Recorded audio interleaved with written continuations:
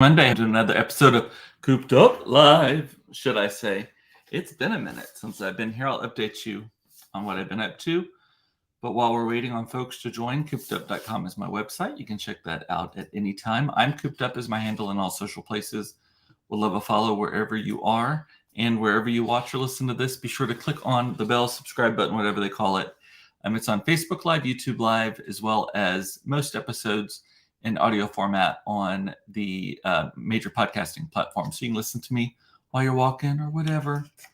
So anyway, let's get rolling.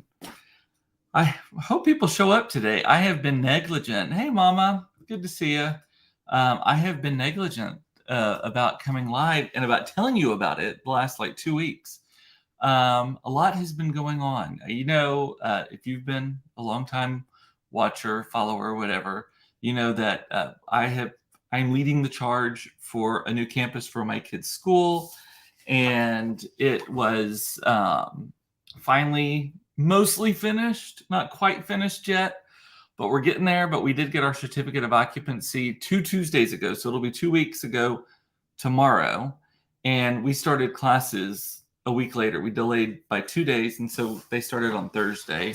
And there's still stuff going on the outside. We still got new windows that are going to go in a few weeks.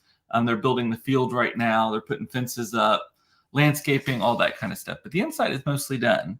I'm very proud of it. I'm very exhausted by it. But here we are.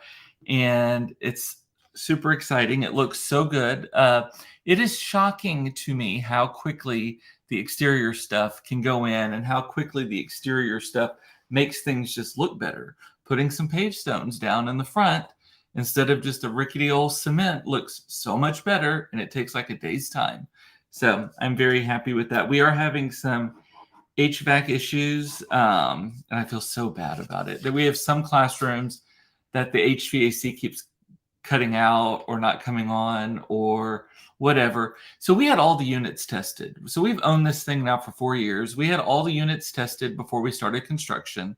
They were old, yes, but they were still functioning and didn't have any reason to think that they weren't going. They might have just needed a little tweak here or there. Maybe it's a little top off of some Freon, that sort of thing. Well, and each floor has, I think, 3 or 4 units.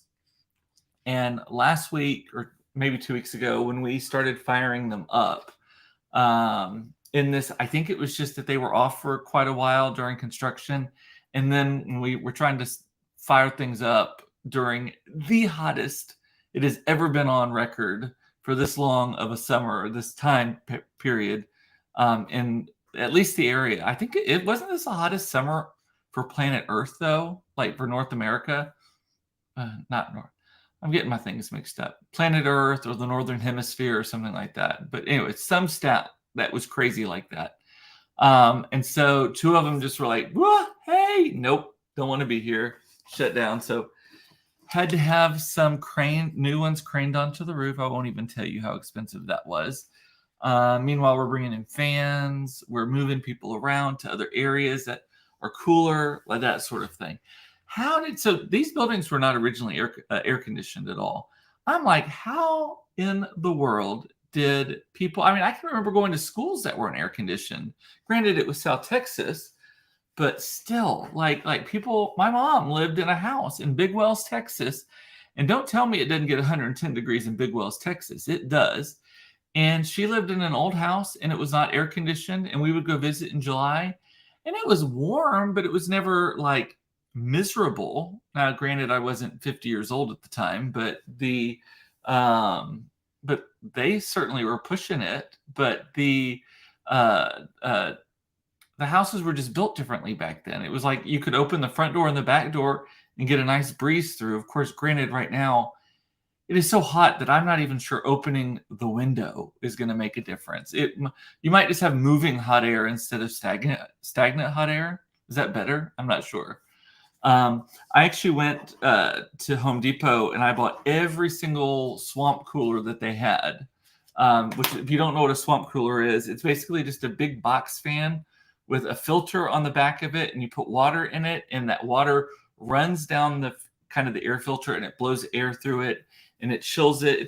They're called evaporative coolers, but the the street name is swamp coolers, which are great. So you turn them on and the air is nice, but then 30 minutes later you have to deal with the humidity you're creating, and so you just then turn it to where it was just fan only.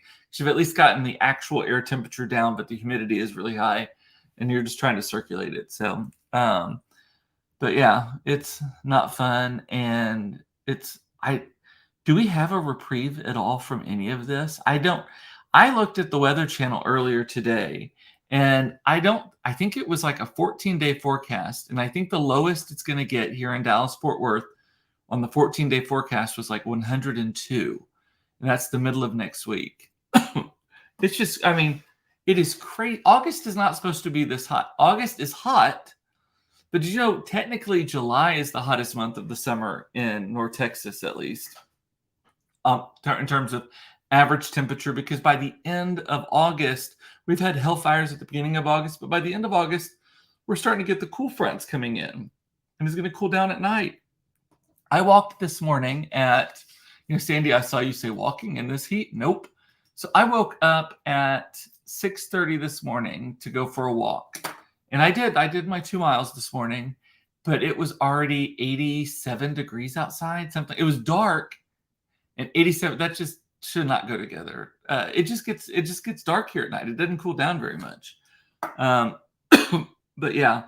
And I think, and so our back to school picnic for Mason's new high school, which I'll get to that momentarily, is supposed to be this Saturday. It got canceled today from the extreme heat already. And then Claire and I went to Target over the weekend to get some stuff.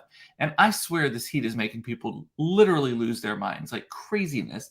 So all ragey and crazy. So we're in this Target at City Place, which is a nice enough Target. It's not like some people don't like it. I think that it's a fine Target. I actually like it a lot. But we're in there, and it looked like kind of like Black Friday, kind of like ransacked, like we were going to get a tornado or an ice storm. Also, there was just shit everywhere, people everywhere, lines all over the place. Maybe people were going to Target because it's the only air-conditioned place. I haven't even looked at North Park. Does North Park look like Christmas Eve, like with cars parked all over the place? I don't know. But it was so crazy. And then we're in the parking lot, and randomly I got one of these princess parking spots. It was on that row where there's only cars on one side and the other side is the fence. And I was the second spot, like primo princess parking. Say that 3 times. And the car in front of us, the parking spot was vacated, and this little gray Toyota comes in, and as they're coming in, front end of that car just full on scraped the side of the car that was already parked next to it, right? So the car kind of catty-cornered to me. Then they back up, scraping it again. Then they straighten up, pull into the spot.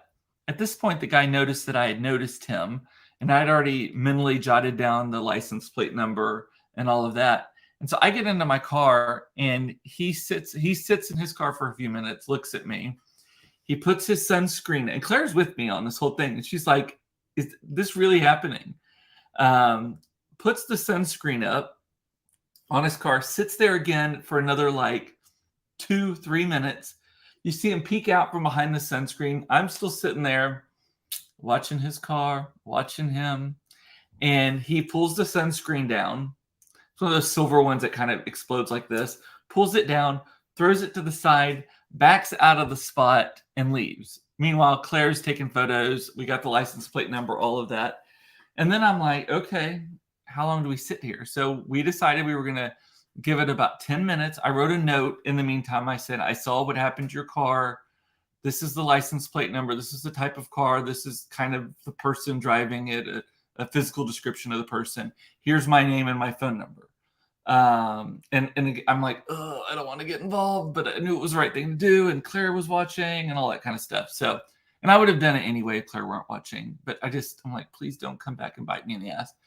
So we're waiting, and the woman comes out. It's this young mother with and this was not a luxury car, by the way, that she was in. It was just like a Kia Sorento or something. The new-ish also. But she comes out with a baby in one of those carriers, so a new enough baby, goes to the passenger side, puts the baby in, has not yet seen her driver's side. I get out and walk up to the car, and two other people walk up as well. And I say, I saw what happened to your car. And these other two people say, we did too. And then they had the parking lot security with them also. We saw it too. So between the three of us, we gave her the information, all of that.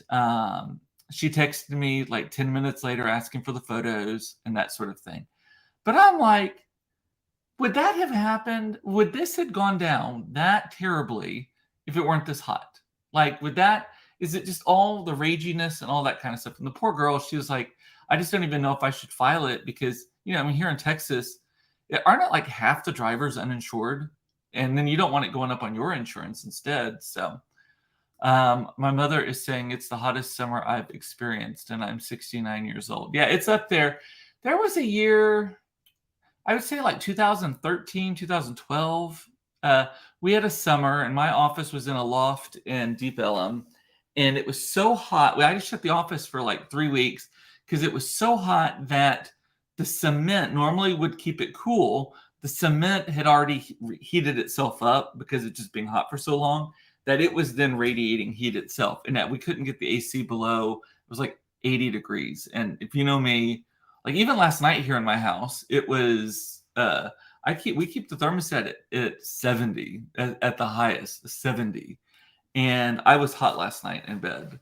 And not in that way. I haven't been hot in bed in quite a while. Sandy's saying I have a dog now, and I've already had 2 walks. I usually walk between 6 and 7 a.m. and midday and later in the day. No yard. Oh, geez. Yes. And you also went to Walmart early Saturday, and people were extremely extra. That's a good way to put it. Very extra. But yeah, it was just bonkers. So I don't know. Between that wreck and all of that, it's just crazy to me. And Mason did start a new high school today. I officially, even though I don't look like it, I officially have a teenager. And had we not held Claire back a year when she was in pre-K, she would be in high school right now as well. She's technically 3 months older than Mason. But yeah, so he started today. This commute, granted, it's day 1.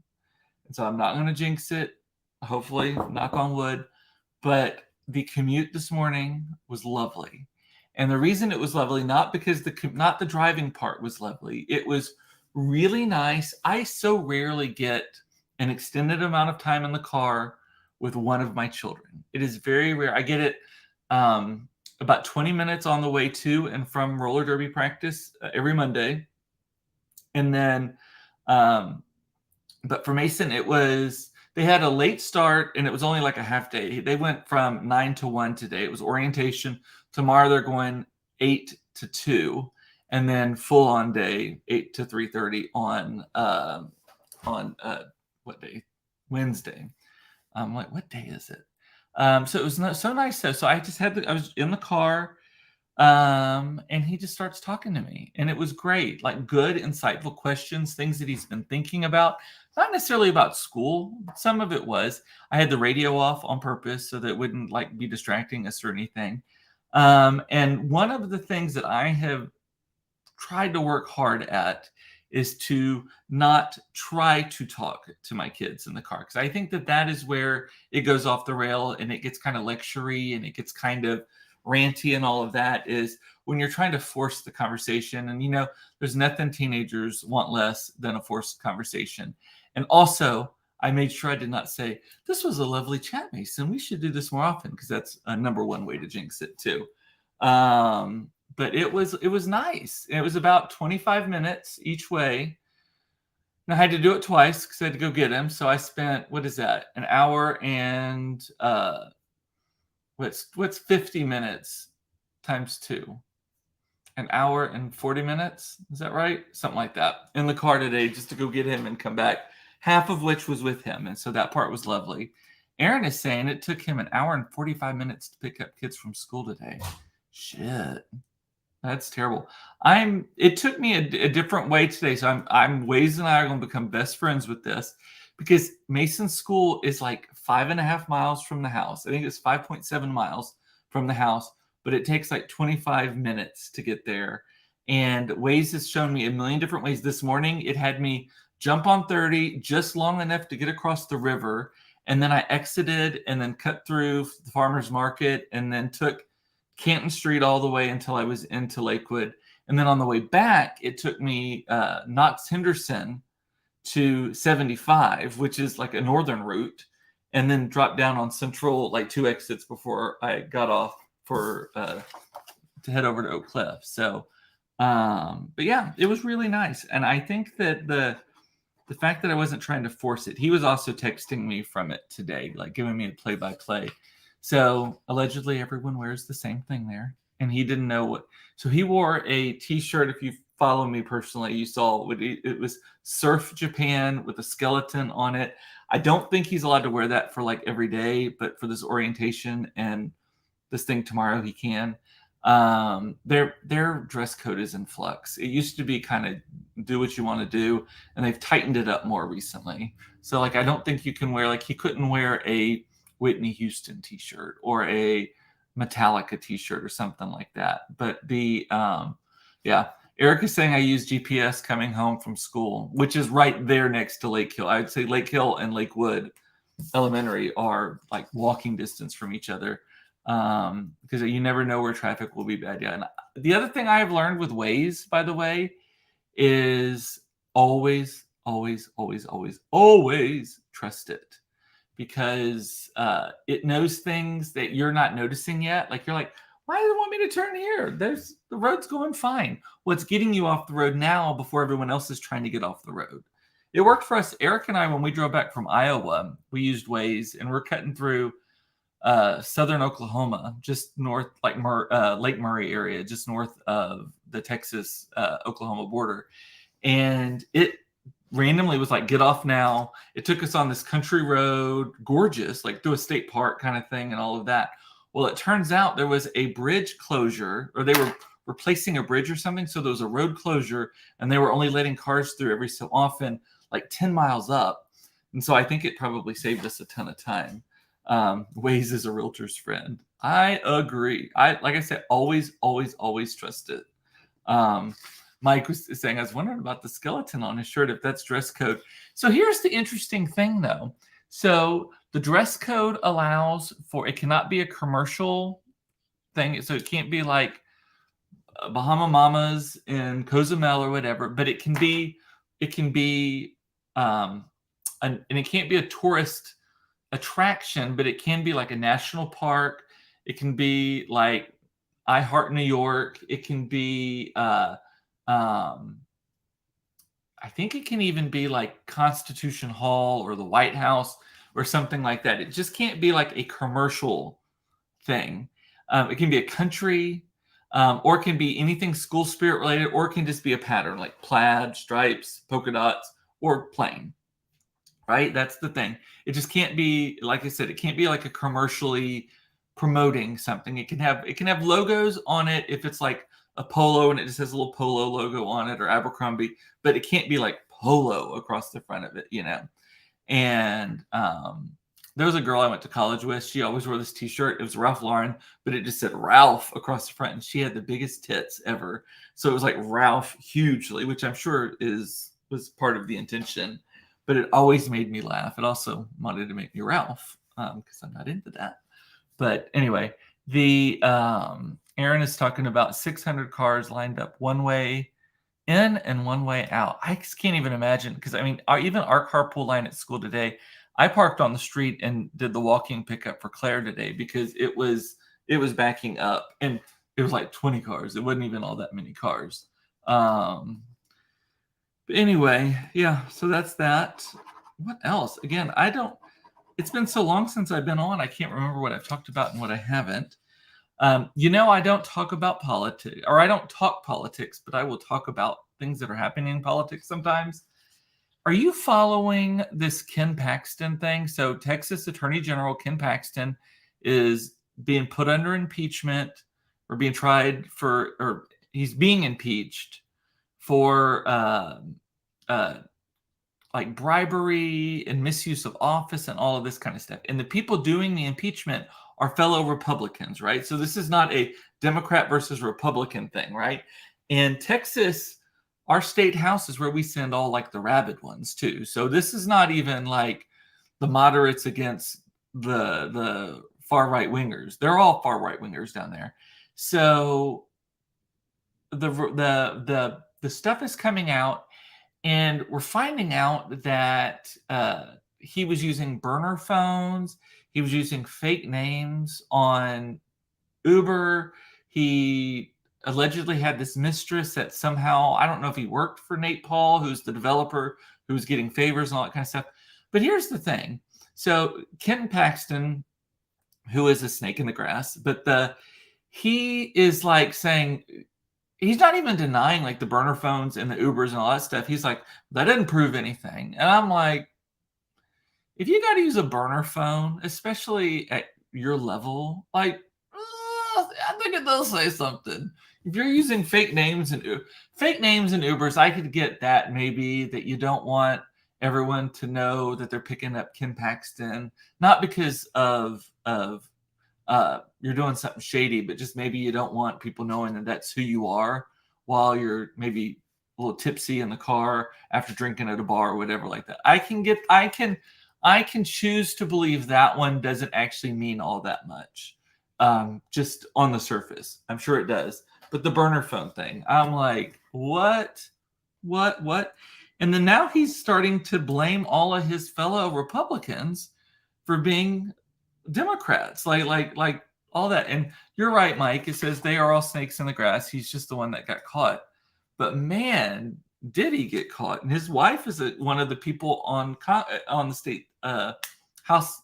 I think it's the House that impeaches and the Senate that convicts. And if it's the same as like the federal impeachment stuff of like a president or whatever, but it's just the whole thing. I'm like, really? Okay.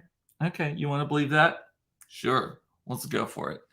And what else? There's too much Trump stuff to talk about. So Claire's going to be mad at me for talking about this. But after much consideration, the hedgehog, Henry, has gone on to, I would say gone on to greener pastures, but that sounds like he has died, and that is not what happened.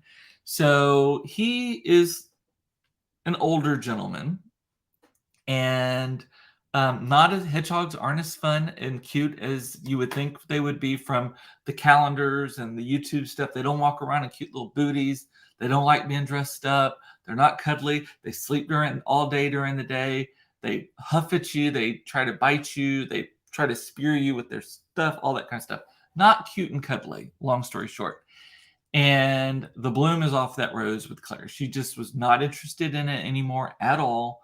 She was doing the baseline of making sure he did not die. He was fed and his bed was changed when it started to smell, basically.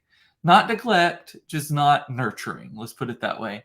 And I've been floating the idea. I talked to a friend of mine who works for the SPCA, and I've been talking to her about what could potentially happen. And there are hedgehog rescues. And there's actually a woman who works at the SPCA who, in her spare time, runs this hedgehog rescue, and got her information. Been talking, not forcing it, been talking to Claire a little bit about it. And finally she came up to me on Sunday, and she said, Daddy, I think that it might be time. Like, it might be a good time to surrender Henry. She feels really guilty about it. So if you know her and talk to her, don't make her feel guilty, please. She feels really guilty about it. She's so guilty about it that she actually was debating on whether she was trying to convince me that we should just tell people he died. And I said, no, that we should not tell people he died, because then the truth is always better. You got to stick. It's hard to stick with the story if it's not true. And we just made the responsible decision that he wasn't the pet for us. The person who gave him to us made the same decision, not the pet for them anymore. Like, just maybe hedgehogs are probably not very good pets. Just word of warning there. So texted her. The lady was like, "Oh, I'm actually working at the SPCA today. I'm here till 6. You just want to bring them by?" And the SPCA, I could walk there from my house. Like it would not be a short walk, but it would be. I mean, it's less than a mile from the house. Let's put it that way. And so loaded him up, all of his things. Asked her what she needed. She's like, "I'm running this rescue, so anything that you have, extra bedding, wheels, that sort of stuff, I will gladly take them." So we loaded it all up. Within the hour, he was gone. So we go to the SPCA. She comes out. She's a former zookeeper who retired and is now either volunteering or working part-time or something at the SPCA, obviously an animal lover. She comes out, she sees him, and he like gets super excited. I don't know if it was because it was hot outside and he liked the warmth, or he knew happier days. But the woman, Tanja is her name. She kept calling it, "Oh, he's going to Hedgie Hospice." She's not going to rehome him. She's going to take care of him. She has a few others that she has like in her permanent collection, if you will. And so, and he has cataracts and all that kind of stuff. But anyway, Claire, I did well up a little bit. Like as the door was, we helped her get through, and as the door was shutting and he was looking at us, I'm like, time to put my sunglasses on, and I could tell Claire was too. But she didn't really eat much last night. Claire, not Henry. So I maybe should check on him. But yeah, big lesson there. But of course, now Claire wants a fucking bird, and there is nothing I want less than a bird in this house. They stink. They get loose. They stink. They're loud. They stink. They're not any more fun than a hedgehog. So I'm like putting a hard foot down no on that as much as I can. Mom is saying that's a good decision Claire made. I agree. And Mike is saying, Mike, by the way, is not the official home that he came from to us, but is very closely related to it. When he decided to start eating all night, every night, he wouldn't have lasted that long around here. Oh, it was loud. He ended up living in our gym because it was just the noise, constant noise that he was making. So from your own party to call you out in this divided country, it's bad. Yes, I agree. Back to the Ken Paxton thing. That's like, wow, for real. Eric drove the truck to school for the first time today. Oh, I'm excited. Eric, I may actually need to borrow the truck in the next week or so, because we've put the office house on the market, and I think it's going to move faster than we think. And I still got a couple of pieces of furniture over there. Most of it's out already, but I've got a couple of pieces of furniture I need to get out of there. So I may be calling in a favor from a friend from Iowa. I know how to drive it fast, recklessly, crazily. I've talked about this before, comparing Eric's driving to my driving. Eric's husband calls him a grandma driver. I'm not going to go that far. I'm not going to say Mark is not in the right territory, but I'm not going to go so far as to call him a granny driver. I personally think I'm like a very cautious driver, but by comparison, I'm Evel Knievel. Like the corners I was taking, and I drive really fast on highways. I don't drive fast on streets. On streets, I'm very conscious of how fast I'm going. And I'll go to a full stop at a stop sign. I follow all the rules with that. Maybe not the blinker quite as much as I should. Claire criticizes me about not using my blinker enough. But on the highway, I'm a hard 78 most of the time. It does not matter what the speed limit is. 78, 82. I could be in a 55. I could be in a 65. I could be in a 75. 78 is probably the speed I'm driving. My grandmother is the same way. She may watch this in a little bit. She's been following along a little bit more lately. She drives a Cadillac Sedan DeVille, and it has 2 speeds, stopped and race car. Like it is just, and that thing has got an engine in it. Man. Anyway, well, somehow I still filled the 30 minutes already. I did just fine. I'd go on another road trip with you tomorrow. Oh, that's sweet, Eric. Plus, I get there fast. I thought we had a great time. So, and I actually was just thinking about the road trip earlier, I was thinking about it while walking this morning, actually, about how we did not we did not even listen to anything for like the first 3 hours. We just chit-chatted and gabbed and laughed and made fun of people and all that kind of stuff. And then we listened to the podcast. I've had it podcast. Good one. For the rest of it. So anyway, it was great to see you all. Thank you, Sandy. It's good to see you as well. I don't know my schedule for the rest of this week. I know Friday for sure not, because we have an event here at the house that starts at 5, and then I have to go to a funeral at 3, and somehow I have to make the rest of my day work in the confines of that. And then we've got some other stuff going on, but I will try my best. I can't make any promises. But hey, Michelle Condre, I haven't seen that face in forever. You'll have to watch it on the repeat, though, because I'm just signing off. So with that, I'm going to say goodbye. I love you. It's important to know you were loved. I love that you watched this. Thank you so much. I do miss you very, very much when I do not come live and I do not get my therapeutic external processing. I'm committed to that pronunciation. The kids make fun of me. All righty. Well, take care of yourself. Don't should yourself to death. No good comes from should. And I will see you next time, possibly tomorrow at 4:30 for another episode of Cooped Up Live. Should I say? Talk to you later. Bye.